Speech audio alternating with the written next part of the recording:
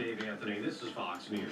Lawrence County depends on WDXE News. On the air since 1951. This is The Legend. 105.3, 95.3, WDXE. Hey, we've made it to Stan Pierchoski again already. Can you believe it? This week just flew by. It did. Actually, it did. Yeah. And for me too. Yeah, it seems like, yes, you are on. Got you on right there. And good. You should be on. And so anyway, Stan Pierchoski, of course, Pierchoski Estate Planning and Bulletproof Estate Planning. Bulletproof Estate Planning. And I was trying to say estate law. So That'll work. That'll work. But anyway, good to have you again, my friend. It's good to be here. Yeah, you and I were talking about just some things running around in the political world. There's a couple of upheavals. The redistricting going on. Yep. All over the country, including the Tennessee. Yep. Which is they've already voted on it yesterday. And they made quite a spectacle of it all. Yeah, they did. And apparently, I don't know how many Democrats are in our legislature because it's heavily Republican. Yeah, it is. But there are a handful of them, and they were not happy. They weren't happy, were they? Well, and here's the thing: they're not happy. I'm not happy about a lot of stuff in life. You know what I mean? It comes and goes. I don't act like a dang. I don't know. I don't even know what the word for it. Just childish is not strong enough word. Yeah. Moronic is still not strong enough. Yeah. I mean, temper tantrum. It's all that. You know? Yeah. I mean, it doesn't go your way. It doesn't go your way. First of all, I don't know how I probably should know this, but I don't know how many legislatures we have in there, and I don't know what the division is between Democrat and Republican. But I know it's considerably less than the majority. Yeah. So I mean, when it gets voted or lean toward a Republican issue, I mean, why should that be like a really big surprise to you if you're in a great minority? Yeah. I mean, would that not be expected of you? You would think. So I don't get it. But they were disrespectful to the policemen that are in the legislature all the time. Yeah, that's not how our system is designed to work, and it won't work that way. And it's just, I don't know. It's just anyway. That's very much unlike the play we're putting on, 1776. And yes. One thing that's great about the play is takes place in the 18th century. Yeah. And these folks disagree with a lot of stuff too. Yeah. And they argue and get their voices raised and stuff a little bit, but they are kind of like everything's polite. Everything's ends with a sir, or they call them Mr. Rutledge or Mr. Dickinson or Mr. Adams. And sometimes they get a little bit heated. Yeah. But I mean, it's very rarely disrespectful. But it's what they call the king's language. At least they talk that way. Yeah. I mean, they certainly disagree. I mean, they have an honest to goodness disagreement, right? Difference of opinion.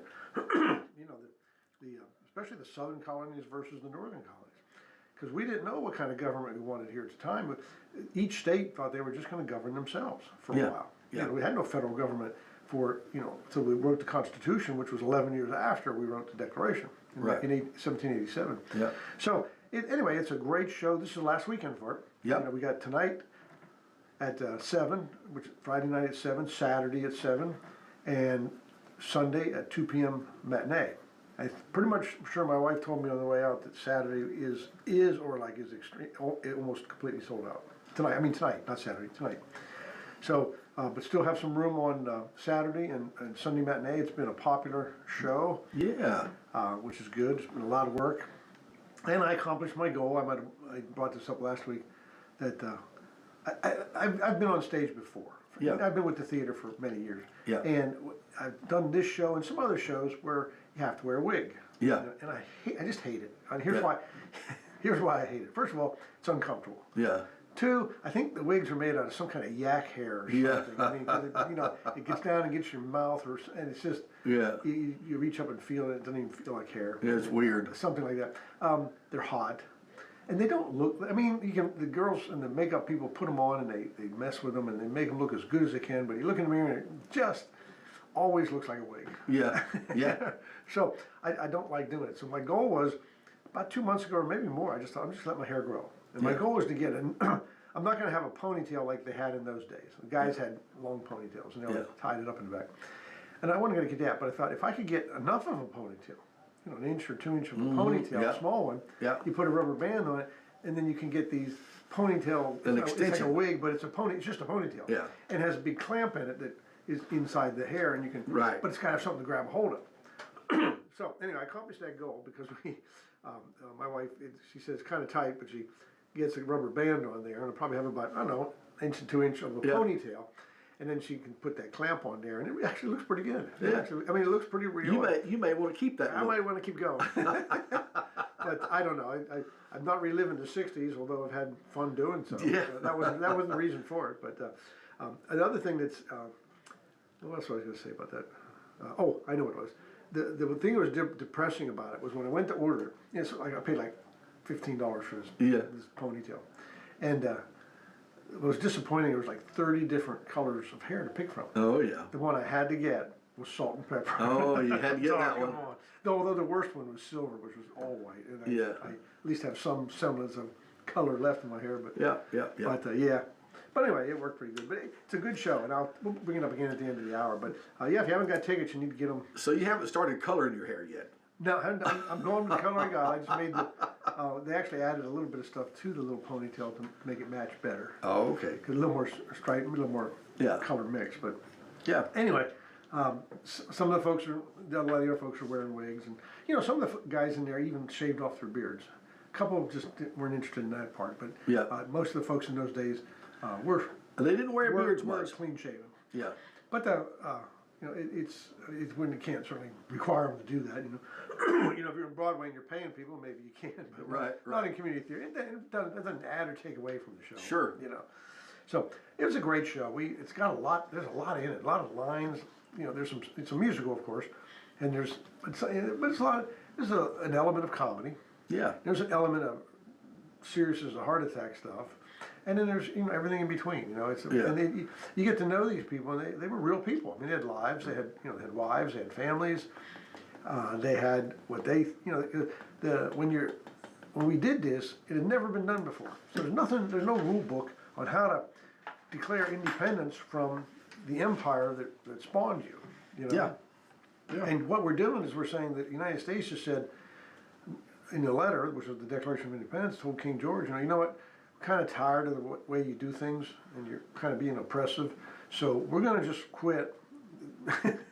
I know we're British colonies. We're just going to quit and kind of do our own thing. Yeah. And it didn't go over too big. And like I said, there's no rule book. How do you do it? And more so, the guys are concerned about what happens after we do that. Sure. Because there's a line in the play where somebody says to John Adams, he says, how can a nation of 2 million souls stand up to an empire of 10 million? I mean, how do we do that? How do we survive? Sure. And that's a real thing to consider. Yeah, absolutely. I mean, are we just inviting the defeat? So anyway, it's all about that. I think we take it for granted we're a country. We've always been a country, but we had to become a country. And we haven't always been a country. And then what people don't understand is after that, because the war kind of already started, or at least we were already skirmishing. Concord and Lexington had already happened, which were actual battles, but. That started an 8-year war. The Revolutionary War was 8 years long. It was a long sucker. Yeah, absolutely.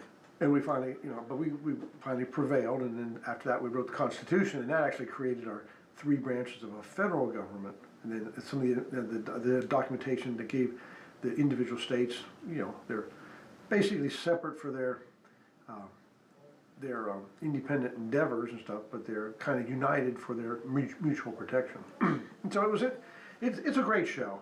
It tries to be pretty accurate with history, and it's quasi-accurate. Sure. But when you look at the records back then, you kind of see what was said, what was voted on, some of the arguments. Yeah. But you got to fill in the gaps, right? I mean, what kind of people were they? When you read it, was a person yelling when he said it, or was he talking when he said it? Right.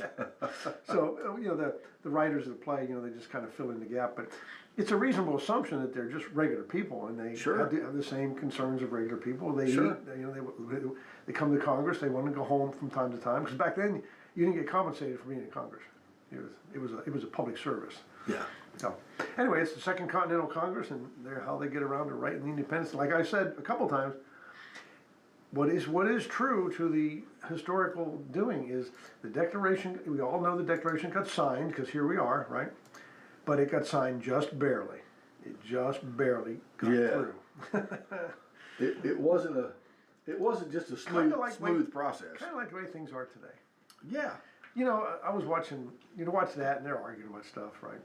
And they pull some political moves for their side to be successful. You can tell that when they're trying to vote. And then, we have all that going now, right? Or even more so. And I started watching a show on Netflix that was, I forget when it was aired, but it was a long time ago. Sure. I just never watched it when it was on TV, The West Wing. Yeah. I've been watching that, and my wife made a comment. She goes, all this crap that goes on in this show is still going on. Yeah. And it went on back in 1776. Yeah. I mean, to some extent. Yeah. Now I think it's kind of extreme, but it's the same stuff, just much more of it. We watched when it came out. We watched the West Wing show and kind of enjoyed it. But I would find myself getting very frustrated. Yeah. At the show. But here's the thing. Those producers and writers can write their own outcomes in that one. That's right. And make it lean however they want to. That's right. But anyway, in reality, it's not quite the same. That's true. So well, let me just go over coming up. My next seminar is coming up this month. It's toward the end of the month. It is May the 30th. that's right. And it's a Saturday, which we do at 10 o'clock in the morning. And we're going to do it over in the Pulaski Square at the Star Theater. Here at WLX and the radio station and Pulaski are two of our main venues that we do these on. We go to Marshall County, we go to Lincoln County, we go to Murray County, sometimes Franklin, Yeah. Williamson. But this one's going to be on the Pulaski Square at 10 o'clock. We call the seminar Wills, Trusts, and the Nursing Home, and that's what we're going to talk about. So, Okay.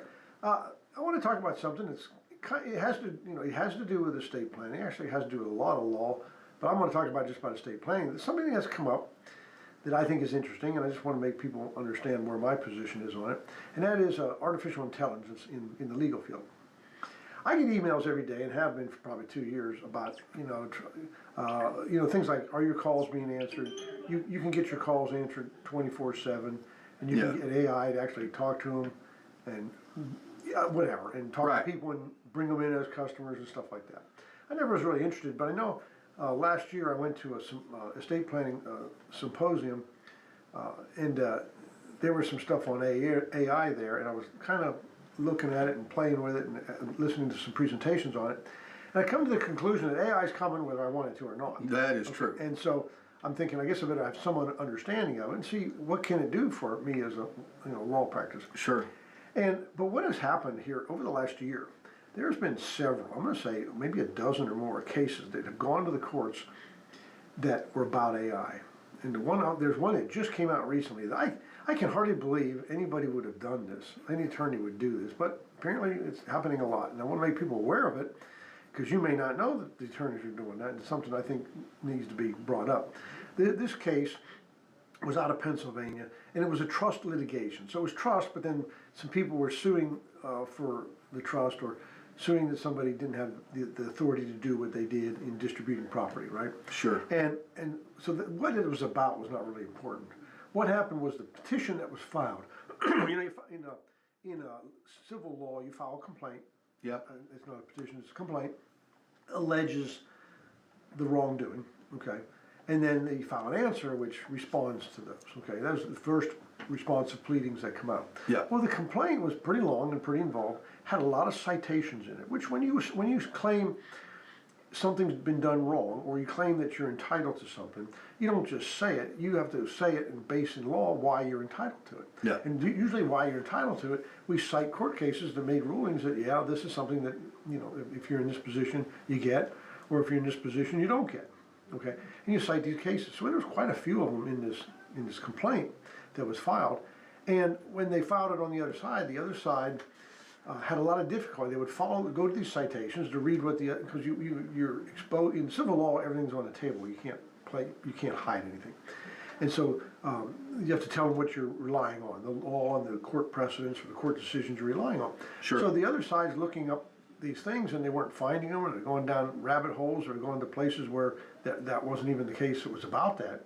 Anyway, make a long story short, when the court got in, they intervened because they got the folks to acknowledge that they used AI in their complaint, and the cases that they cited were wrong cases.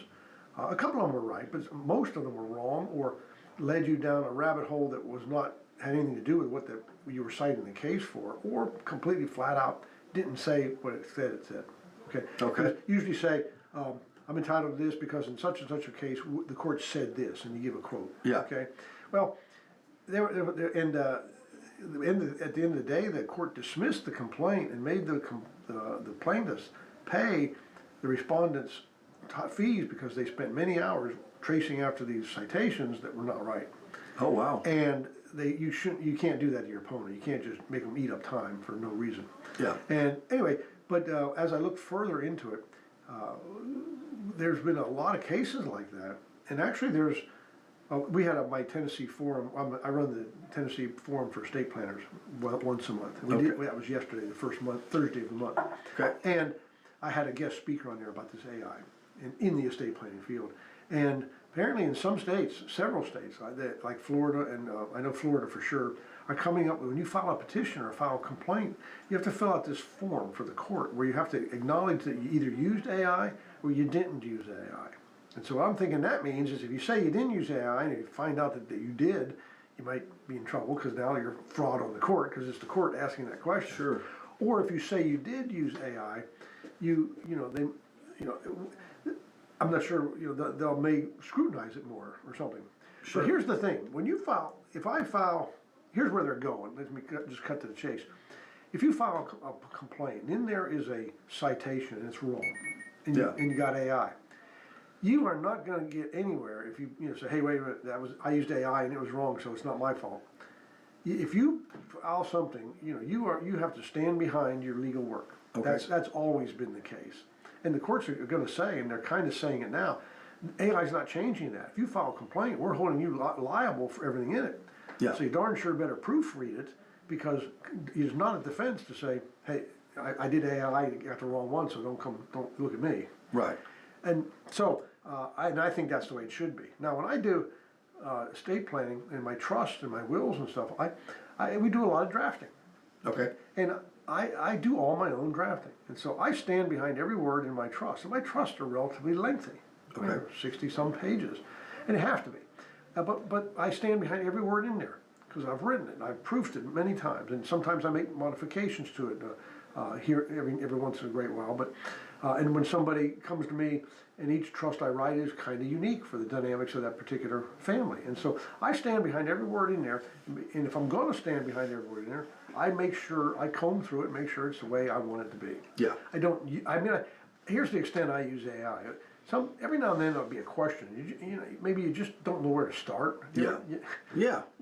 Something like absolutely. that. You just don't know where to start. Type the question in AI. Sometimes it'll come out with there was something I was wanting to do with special needs trust. It was a very unique, and I even asked some special needs trust experts, and nobody could have a real good answer. So I went into AI. I have AI that comes with some of the software I do that's kind of geared toward, it's AI, but it's geared toward estate planning law. And I typed in the question, and it came back and gave me one or two CFR, Code of Federal Regulations citations. Yeah. And I went to them, and they didn't hit the nail right on the head, but they got me in the ballpark. And then I started reading the code, and I got to where I wanted to then ask the question. So AI was helpful in that. I didn't even know where to start. It gave me a place to start. Yeah. But then I got to the answer, but didn't get to the answer through AI.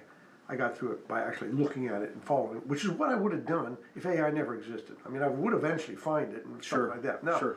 So I don't really use it much in my business. It doesn't answer my phone. It doesn't. Sure. I think that would be just too weird. Yeah. Nobody calls me at 2 o'clock in the morning. Yeah. But here's the thing that worries me, and I want to make people aware of. A lot of attorneys are going AI. And they're going so because in a lot of respects, it's a time saver. Yeah. And here's what bothers me, and I think we're going to get a decision on this pretty soon. If you are drafting a complaint for somebody, Yeah. and you use AI, and it just speeds everything up. And I know, now if you go back and review this stuff, you probably will spend some time. But if you do that, now when it comes to billing, what do we, you can't say AI is my work product. Yeah. Right? So it speeds up your time, and if you're billing by time, how's that going to look? If it would normally take you, 6 or 8 hours to draft a really involved complaint, Yeah. and now it takes you 1 or 2, Yeah. You know, my gut feeling is you really can only ethically charge for 1 or 2 hours versus Well, the yeah. 6 or 8 it would take you without AI. Yeah. But I think some people are taking a position, well, AI is like a work product. If that's available to me, that's just a tool I use. It's kind of, and I disagree with that. Here's an example. Let's say you write contracts. Okay. And you write, the first contract you write takes 12 hours because you kind of just started, right? Yeah. And as you get better and better at writing contracts and you do a lot of it, now 5 years later it takes you 3 hours to write a contract. Sure. Because you're better at it. Sure. That is work product. So if if you're billing in the neighborhood of, if you're not just billing for your time, or no, in other words, if your time billing is less than what you're actually charging, that's okay, because what the attorney's stock in trade is his knowledge. Yes. His ability to do whatever he's doing for you. Right. And so, just because you got better at it doesn't mean you should get paid less. You actually should get paid more because you're better at it. Yeah. But I can see that. But AI, you're not getting better at what you're doing. It's just simply a time saver. It's kind of like plagiarizing. You know, if you plagiarize, it saves a lot of time writing a report because you just copied it. And so, if you're going to go with what AI says and not follow it through, it's going to seriously cut the time down that you spend. But I'm curious as to what the billing's going to look like. So I think people want to ask that question. They ought to ask the question: Did you use AI in my case? I think it's Interesting. It's not an unreasonable question. And if they say yes, then I would inquire about the billing. I said, that Wow. time saver, what's that do for my bill? I mean, if somebody asked me that, I think it's a reasonable question. I think they're entitled to a reasonable answer. And I mean, I just got done telling you, I don't use it in what I do because I've been doing what I do for, so long that I'm very familiar with what I do, and I stand behind every word in my trust, my wills. And we don't do much litigation. Actually, we kind of don't do any litigation, so I never get in that boat. But I'm not a big fan of it. I know it's coming. I'll probably use it for some things. I know there's some things you can use it for like scheduling. Sure. Or, there's something you can do that I didn't know. You can use AI to screen through emails. I mean, I have made the mistake, I don't know if it's a mistake, but I had made some political contributions in the past. Yeah. And when it comes to emails, it's like they never forget that you made that contribution. And you get a lot of emails. Oh my gosh, yeah. And so when I weed through my emails, I can go through them pretty quick. I can tell by looking at them that it's either something along those lines or not an important email Sure. to me. And there's a way you can get you can give the AI the parameters. And it's kind of like the normal spam filters. Sure. You put a couple keywords in a spam filter, and and now they have learned to get past that. Oh yeah. But now you can put stuff in there and you can really fine tune it, and it can get rid of a lot of that. And that could I see that as being useful. I mean, that's not affecting. Yeah, that's a useful It's not piece. affecting my legal practice at all. It's just affecting and there's some stuff they were talking about in this guest speaker yesterday about how it can affect scheduling and stuff like that. You can have it deal with scheduling. Yep. Searching for conflicts and stuff. So it has some use, but I'm not going to use it to do what I was trained to do, which is my legal mind. Yeah. My legal ability to think through things, and when we sit down and talk about your trust and the stuff that needs to be in it because of you and your family and your dynamics, I mean, there is no replacing that. Right. So anyway, just wanted to touch on that because I think that's going to get a whole lot worse before it gets better. Yep. I think you're going to see a lot more of that. Well, we've got our regular caller for sure wants to chime in, I'm sure. So, hey, good morning. How are you? I'm wondering if this might tie in with what happens with medical doctors and nurses. It would be interesting to find out those people that did this, that had a suit against them, were they using an assistant that was doing the research or doing, legal's a lot like medical in some ways. In the 1990s, I think it was, hospitals and doctors they quit covering liability for nurses, but were giving them more responsibility. And I know one of the most recent cases was the Vanderbilt nurse where the patient got the wrong medicine. But I was thinking, if they're delegating some of this, the lawyer may not be using as much time, but somebody else. But there again, if you're a real professional, you would need to be double checking those people. I just was going to throw that out as maybe a thought. Okay, all right. This AI thing can go in 100 directions. It can, but what she's referring to is a pretty simple question to answer, and that is yes. Anything that comes out of my law office, I'm responsible for. If my assistant wrote it, I'm responsible for it. So she wrote it, and I send it out without looking at it, that's negligent on my part. Okay. And, you know, let's say she wrote it and I was too busy to check it over, Yeah. and it was something wrong with it, Yeah. you know, that's my cause that's a cause of action against me, not the assistant, but me, the attorney. I'm absolutely responsible for everything that leaves my office. That's very similar to my office as the principal broker. Yep. Things that happen in under my principal brokership are my responsibilities. Yeah, and my, you know, some of my, I have several people that work for me, and some of my assistants do certain things. Sure. And they do, like we do a lot of deeds. Yeah. And Alex, who works for me, she does a lot of the deed preparation work for me. Yeah. But the final approval of the deed comes from me. Yeah. And, I mean, because her education is not a law degree, but her education is like the world of repetition. Yes. Just doing it a lot. You know? Yes. And she's very good at it. But, you know, typically on not every deed I look at, but probably every third one, there's a comment that I have to make on it. But I mean, I read through it when she's done. But there's usually not much for me to find because she's Sure. good at doing it. But no, you're absolutely right. I don't see how. I mean, if a doctor's not responsible for a nurse, the nurse is certainly responsible for herself. They all carry malpractice insurance because they have to. So yeah, you know, it helps me multitask when somebody's doing some of the routine work. But you know, when somebody comes to me with, you know, got somebody in long-term care and we have to develop a 10-care strategy to protect their assets, then that's all me. I mean, I develop the strategy, I lay it out, and then my crisis team takes over, but they implement the strategy, which is like manipulating the assets. They don't need me to do that. Sure. You get a power of attorney, you tell the person, hey, you need to transfer this money into this instrument or whatever we're doing. Or we're going to Sure. redeed the house to protect it from estate recovery, stuff like that. And that can all get done, but you know, I'm the final say in everything. Actually, we got a 10-care case today that's coming in to sign all the final documents, the application and the deed and all that stuff. And I'll be there and I'll spend some time this morning looking over that before they get there, make sure it's all the way I want it. Yeah. And it all complies with the strategy that I formulated a month ago. And I mean, I'm in touch with them all throughout. You know, we have regular meetings throughout the week of the different teams we have. So I'm always in touch. I'm always in the loop. But you know, you delegate certain things, but I cannot delegate the legal responsibility. That is always mine. Yep. Yep. Very good. Where would we be without our office assistants anyway? Exactly. I mean, you know, there's a lot of word processing in my job, and I don't type very fast. Yeah. But they used to call it a hunt and pecker. Yeah. Finger. I still type with just a couple fingers. Yeah. Now I'm amazingly quick at it for only doing it for a couple fingers. Yeah. But I still do that, so I can't. You know, we do some word processing. I don't want to do it. Yeah. I can type, but and I can type okay, but it's still improper. I'm not a proper typist. You know, and some of the girls are pretty good at doing that. Their fingers just go as fast as they can. They never even look at their fingers. I'm amazed at the girls that can use an adding machine. By not looking at it, and they're so fast. Yeah.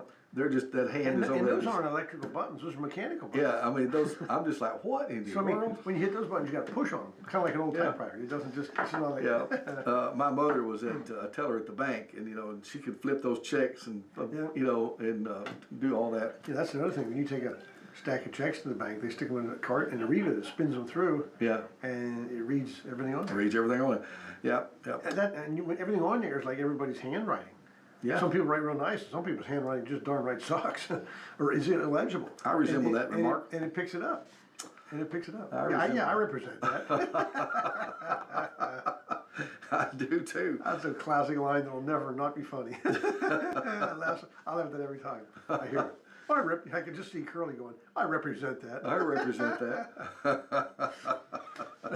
But anyway, so AI, you know, we'll have to deal with it. It's going to be, like I said, I think it's going to get worse before it gets better. You think? Well, I mean, we're going to start having some rules about AI. As far as me directly using any AI, it has been just for fun so far. Mm-hmm. The Chat GPT thing, you know, it's kind of fun to ask it something or get you to get something to report on or whatever. You know, just something to do. But I haven't found a direct use for it just yet for me. I mean, you're right. If you type in something, not too difficult question, but one you need an answer to, it's usually pretty good at stuff. Usually pretty good. We've used it in the car. Like I'll tell the kids to do something like, hey, get us some family trivia questions. You know, and it'll just spit out a bunch of trivia questions for us. You And know, that's kind of fun. I'm gonna put this out there, maybe somebody out there can help me, feel free to call me if you can help me with this. I am putting in I built my house some years ago, and it has a pretty nice staircase in it. Yeah. But when I built it, I made a stair railing for it. It was kind of makeshift, okay? It wasn't the final product. And now that my daughter and her my three grandchildren are moving back my way, gonna be at the house more often, I'm trying to build a nice staircase, you know, because what I have is kind of bolts on the wall beside it going up. It was never intended to be the final one, but it was intended when my kids were little, and it's just been there all this time. Yeah. And my wife has bugged me about it over the years. Now I'm actually trying to do it. Yeah. Well, I've never done a staircase. I mean, I've never done a rail. The staircase is built. Yeah. I've never done the railing. And I search YouTube and I type stuff in. I can't find anything hits the nail on the head. I mean, you'll find some stuff about it, but I'm having trouble getting the first starting, because this is one of those things, before you start it, everything has to be laid out. You can't, Yeah. you don't do it as you go like you can do a lot of things. Yeah. You have to lay it out, and the first thing you gotta lay out, you gotta know everything else about the stair to put that that starting newel right where it needs to be. And I just can't find it. I can't find a book written on it. I found a book on stairs, but it just fell way short of what I need. Yeah. It was a great book about stairs, but it really assumes you know an awful lot. It kind of jumps into a certain area where it's hard for me to pick up on. So Yeah. I don't know if there's anybody out there who want to give me some advice on how. There's bound to be one of those old carpenters out there who know just exactly what to do. Kind of like fine woodworking stuff. So, Yeah. And the layout is what's. I mean, I understand angles. I understand how to do that, but it's that. You know, and the code for the height of the railing and stuff like that. I can handle all that stuff, but getting this, I'm so trigger shy on getting it started. I bought some of the newels because, and you know, the newels are like $135 a piece for the bigger ones, and once you start cutting them, you're cutting them, and you gotta be right, and how they fasten to the, because you know it's an upright pole and it gets a lot of left-right motion or back forward back. And so the hand railing gives it some stability, but it's got to be tight, or else, you know, you've seen a hand railing that wobbles, you know. Oh, yeah. Nobody wants that. Nobody wants that. You know, but you got to secure it. That's structurally, that's a tough thing to do. Yeah. Anchor a pole at one end, and that's it. Even when you stick in the ground 3 feet, if it's tall enough, the top moves all over the place. Yeah. You know what I mean? The wind and stuff, because the materials do flex. So. Sure. Anyway. I've tried using AI for that, and I just haven't. It hadn't helped me much. Well, I don't envy you on trying to do that. Well, I may hire it out. I know when to know when I'm out of my lane. You know, the Andy Griffith advice is call the man. There you go. Like I said, I'm smart enough to know when I'm out of my lane. Yeah. And I'm out of my lane on this one. Although I don't think I'm real far. I think I could get in the lane, but I don't know. I like it to look nice when I'm done, and sometimes when you do stuff for the first time, you know, it's less than ideal, and I don't want it to come out looking shoddy. But anyway, see, if you hire it done to you and it doesn't come out quite right, you can blame him. I can, but you're still stuck with it. So anyway, moving on. Moving on. We are here for estate planning. That's for sure. Yeah, and we talked a little bit about it with AI and stuff. Yeah. But I'm trying to think of. And by the way, if you'd like to talk to Stan, the lines are open, 766-9393. That's a 931 number for people that are out of our area. And we do have some of those, by the way, that listen online in different parts of the country. We've got some of those that have let us know. So 931 766-9393. Stan Pierchoski. I get people that drive hours to come to my seminar. I think I think the record I have is somebody said they drove 4 hours and 20 minutes to come to my seminar. They said they drove 4 hours and 20 minutes to get here, and I'll drive 4 hours and 20 minutes to get back home. Wow. And came twice. Wow. Came back again later with another seminar and brought his wife. Yeah. Yeah. Well, they're very interested. Yep, they are interested. I mean, and again, you know, when we do those seminars, you know, if you hadn't been to one, you might want to give it some thought, because we cover a lot of good stuff in there. It seems like a lot of information, but if you just let it flow, it'll set okay. You'll get it. Most people do. Yeah. And what you'll really find out at my seminars is there's a lot of options for whatever it is you're thinking about doing. You're not finding much in the way of choices. Right. And that's what's causing you to procrastinate, in my opinion, because you're just not comfortable with what you think you have to do, because it's not really what you want to do. Yeah. And so you're looking for options. When you come to a seminar, you're going to find options, and then you're going to start leaning in one direction. And that helps you get over the procrastination hurdle, but it also gets you what you want. You know, because most people don't know these options are out there, and don't feel bad. I mean, if you hadn't heard it or learned it, you just hadn't heard it or learned it. Yeah. One good thing about when you don't know something, the good news is you can learn it and then know it. Yeah. I mean, Yeah. there's no reason you can't pick up the knowledge, and that's Sure. exactly why we do those. You know, back in my early days, when I started these seminars, more than 10 years ago. And one of the things that brought them about was I would constantly get people that would come in and say they want to do a will. And I'd say, great, we do wills. But I would somewhere in the conversation, I'd say, would you like to hear about other options? Yeah. And 9 out of 10 were like, I didn't know there were any other options. I thought will was all you could do. Right, exactly. And it's not. And so that's sort of what gave me the idea of the public is lacking knowledge or education in this field. And I went out looking at what people look at on the internet and stuff like that, and it's just not out there. It's kind of like trying to build a stair railing. It's hard Sure. to find if it's there. And so they get frustrated, they don't know it, and if you don't know what to do or you're not comfortable with what it says to do, then you just tend to not do it. You tend to lean in that direction, not do it, and say, well, I'm still thinking about it. And anyway, but once you learn what the options are, and there are several options, and they're good options, and as soon as you hear about some of these, and I bet 9 out of 10 people, if not more, that hear about trust want to go that route. Yeah. Because it's a better way to go. It gives you more control. It gives you everything you want as far as how you're going to distribute property after death. Protects you during life. I mean, it does so much more than a will or doing nothing. Yeah. And it's pretty easy to do. So when you come to the seminar, I think you'll be pleasantly surprised with the information. Now, if what we talk about isn't a fit for you, I mean, then it's not a fit. I often say when I do my seminars, I'm not there to talk you into anything, and I'm not there to talk you out of anything. I call it a free educational seminar. I like to focus on the word educational, but there is no obligation or cost as well. I mean, I offer the time freely just to get the word out there about what you can do. Sure. And there's a lot.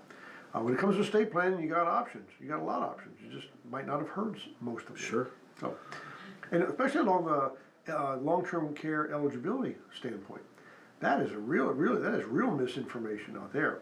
When you go to read up what it takes to get eligible for long-term care, I mean, the only thing you find out is you got too much money, you just got to spend it, Yeah. and spend it on care. Yeah. And so, I mean, that's a way. There's nothing. I can think of a few things wrong with that way, but it is a way to get. It is a means to the end. But it's not the best way. When you get to the end, you're going to be broke. Yeah. You'll be completely indigent, and that may not be the best thing. Because Sure. if you're in care and 10 care is paying your bill, well, 10 care is maybe a little bit above average level of care, but it doesn't pay for everything. Yeah.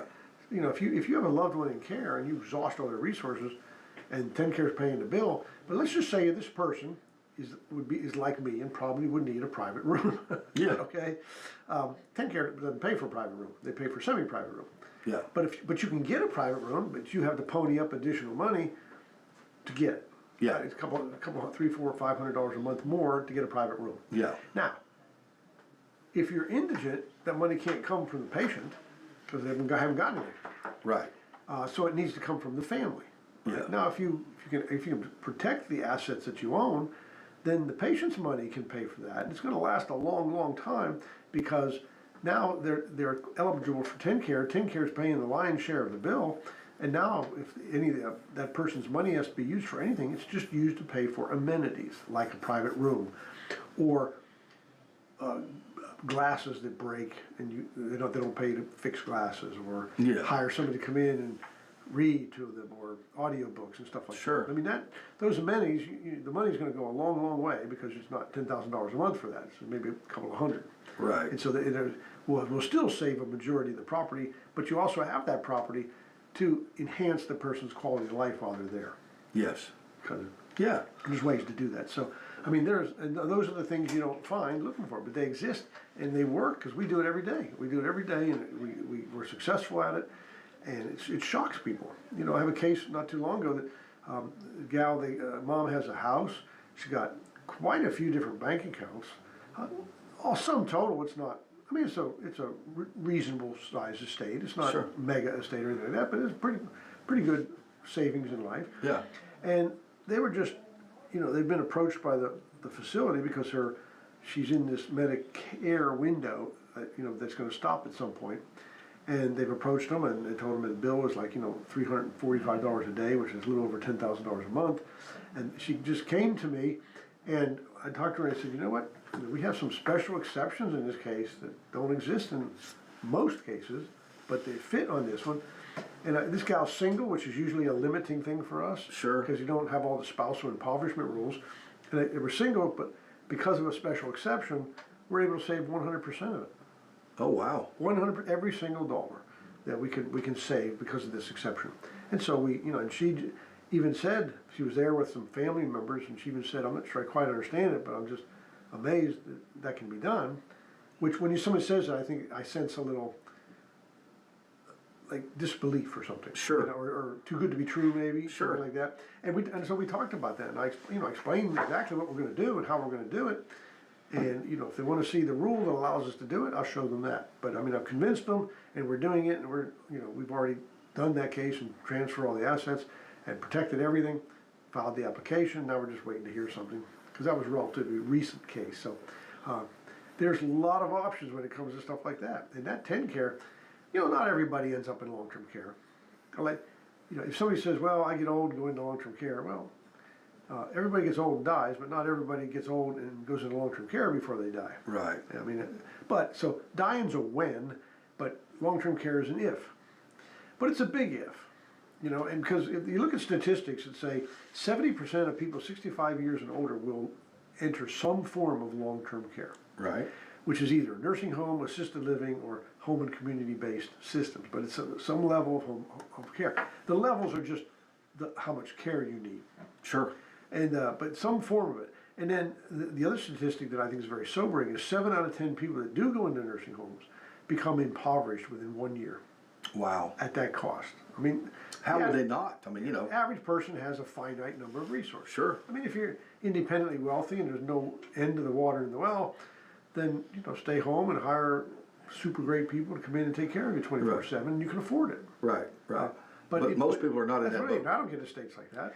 Maybe people in Nashville or some other place, but I don't get estates like that. Not in small town Tennessee. I get the average people that have the average kind of resource. Sure. Some more than others, but nonetheless, usually your assets have a finite end to them. Sure. And people want to say, I want to leave some stuff to my kids. But so I want to have something when I pass away to leave my kids. So during life, the thing that can exhaust your account or your estate is long-term care. Now, as we sit here today, you and I, we don't know if either of us are going to be there. Yeah. I mean, we complain about our aches and pains before we get on the mic and stuff, but Right. But I mean, will that put us there? I don't know. Probably not. Yeah. But something could happen between the two Sure. of us. I mean, some of the things you never see coming, like a stroke. Yeah. I mean, that's one of the things that concerns me. I'll take some supplements and stuff. I don't take any medication, but I take supplements. And there's a supplement you can take that's kind of an anti-stroke supplement. Yeah. It's called nattokinase, which is something that comes from fermented cabbage. If you do it away, they do it in Japan and Korea. But it's very effective. And so, I take supplements and stuff like that. And I think they help and make me feel better. But I don't know. There's nothing to say that's not going to happen.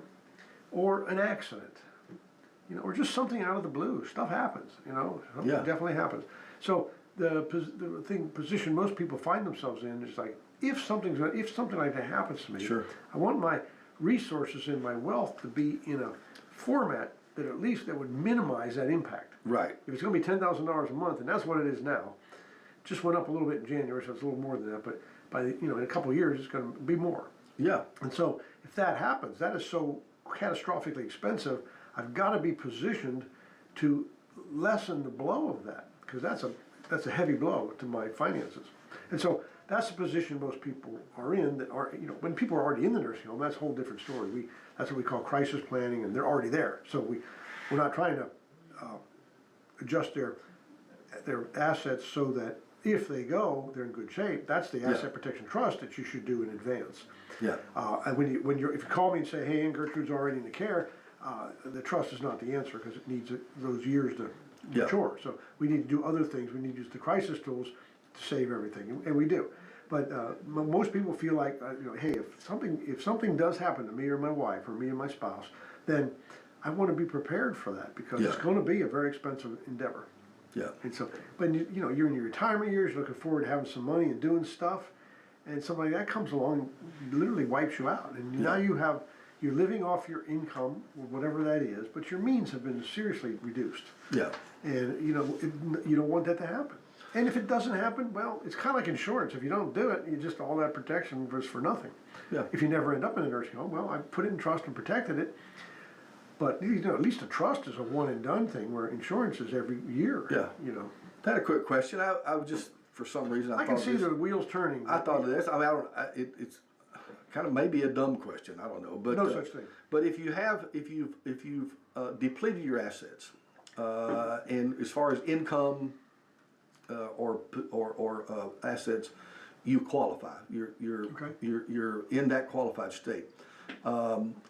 Is there any other reasons that you would not qualify, or is there anybody that would not be covered by TennCare?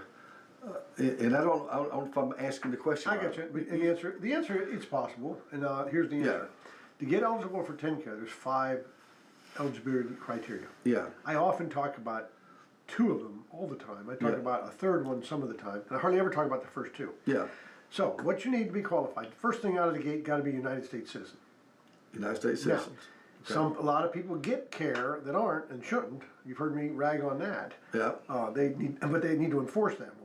But you got to be a United States citizen, number 1. 2, you got to be a resident of Tennessee for TennCare. Okay. So I don't talk about those for most people that I deal with. It's a gimme, right? Yeah, that's And so the third one is you got to be medically needy, medically eligible. You have to have a reason to be in care. sure.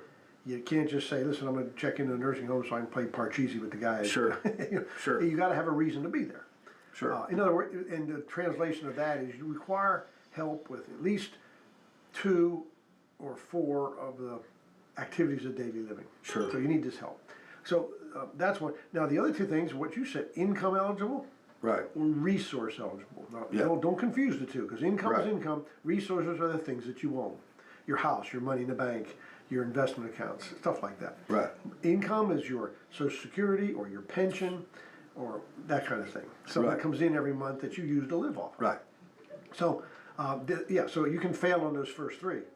And sometimes we run into stuff, we get them eligible financially, and I can't do anything about the medically needy, right? Sure. And sometimes we get pushback on that, because what they do, you get somebody in care, one of the things that the care place will do, or the hospital will do, is what is called a PAE, stands for pre-admission evaluation. Right. And then they do that, and it's geared toward somebody being medically needy, and there's these scores that they do as they do certain tasks. Then they send that to TennCare, because TennCare makes the decision on medically needy. And then they come back and say, yeah, it's approved, your PA is approved for long-term care or whatever, approved for assisted living, and so then you're in. Okay, that's been satisfied. Sometimes they push back and say not eligible. Now, every time they've done that, surprisingly enough, it wasn't too difficult to get them to change their mind. But that could fail. Sure. Now, the other 2, are seriously no-goes. If you're not a United States citizen, they shouldn't even be talking to you. If you're not a resident of Tennessee, you could be a United States citizen, but not a resident of Tennessee. So, in TennCare, you can have TennCare help with assisted living as well as nursing homes? Oh yeah, that's a form of long-term care. Okay. And there's a third one. There's a home and community-based system. Home and community Which based. assisted living is kind of part of that. But Sure. you can stay at home. You can choose to age in place, and you can qualify. And the eligibility criteria are very much the same. And they will provide you a certain amount of money. It's not a whole lot. It's like $1,800 a month to pay people to come in on a limited basis to help you with what you need help with. Which is actually a cheaper option than the nursing home. It's cheaper, but it's geared on you need less help. Need less help. Yeah, you need help with stuff, but not. There's like 8 or 9 activities of daily living. I can't remember. Okay. Bathing yourself, feeding yourself, clothing yourself, toiletring yourself, walking, getting around walking, giving yourself your own medication. I don't know them all, but there's 8 or 9 of them. If you need help with like 3 to 4 of them, you qualify for full-skilled nursing facility. If you need help with a little fewer than that, you can be assisted living. Okay. Assisted living is a good example. You live there, but there's things you can do for yourself. You can Sure. cook your own meals. Sure. If you want to, you can.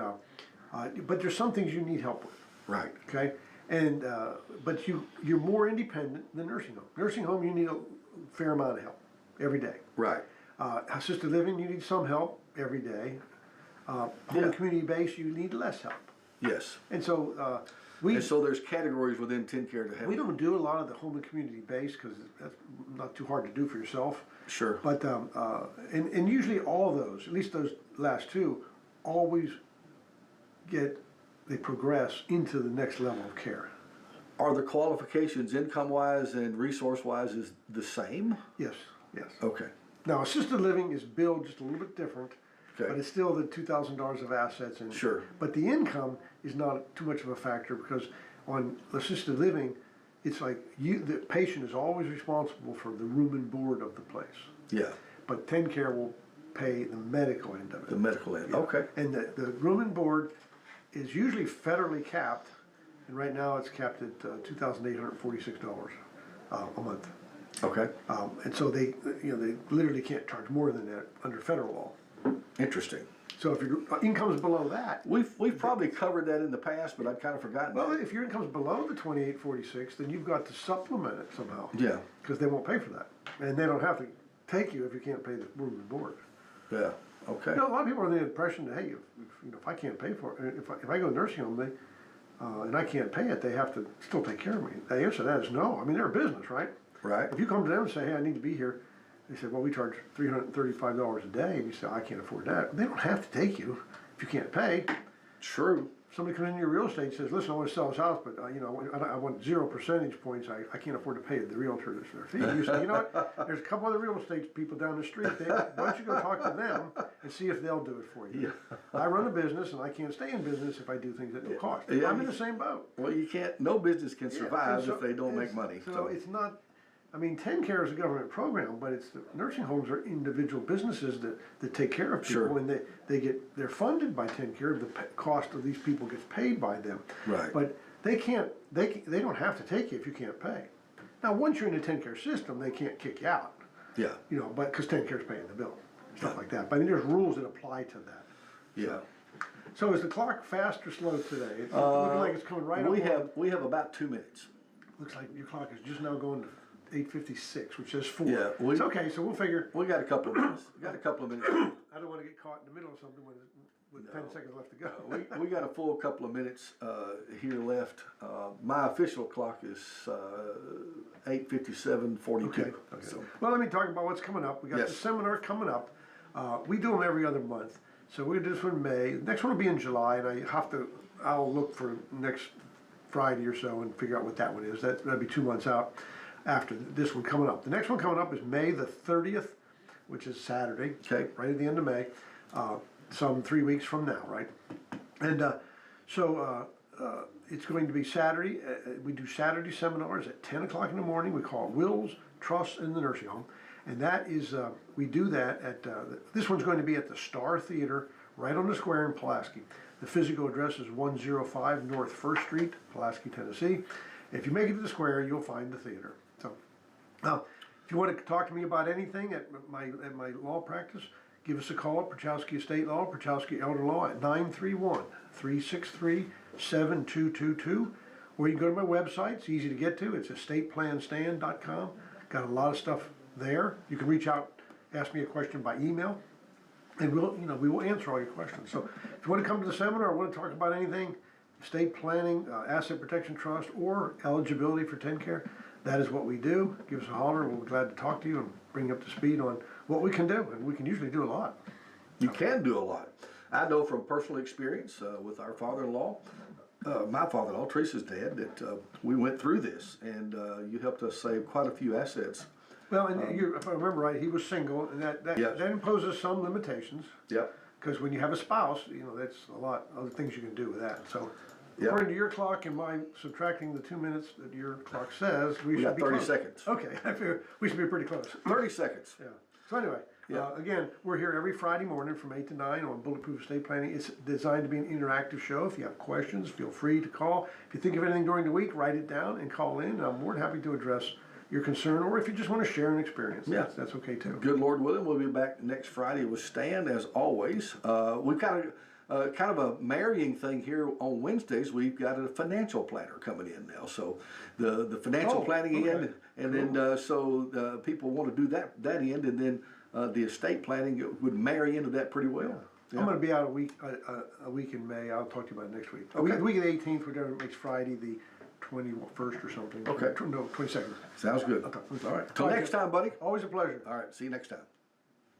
Anthony, Fox News, as the attempts continue. Perfect. To work out a deal to end the conflict with Iran. Iran. The U.S. Well, that was right on the money. 4 airstrikes this morning, Yep. this time targeting several empty, very large crude containers.